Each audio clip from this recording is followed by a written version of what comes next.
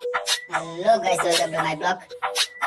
দেখছো তোমরা, আমি এখন অনিয়ন কাটছি। অনিয়নটা কেটে নিয়ে আজকে একটু চিকেন নিয়েছি। চিকেন ফিকেন রান্না করবো, নাইটে একটু আছে, ডিউটি যেতে হবে, রান্না বান্না করা, খাওয়া দাওয়া করা, এই তো ব্যাচেলার লাইফ।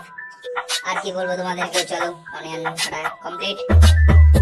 এবার চিকেনটা ধোয়া, আদা রসুন বাটা কমপ্লিট।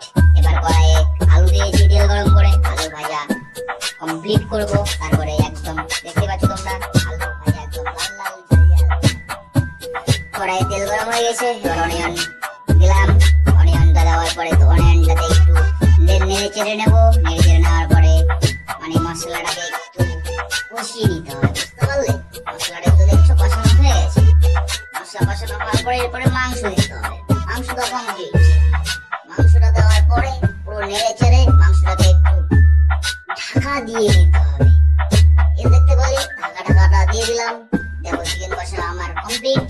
কিছু ওয়েট করলাম, যদিও চিকেন উপরে যাক, খাওয়া দাওয়া যাক। খাওয়া দাওয়া করবো, একদম মস্তি করবো। এই তো আমাদের খাওয়া দাওয়া কমপ্লিট। আমি আর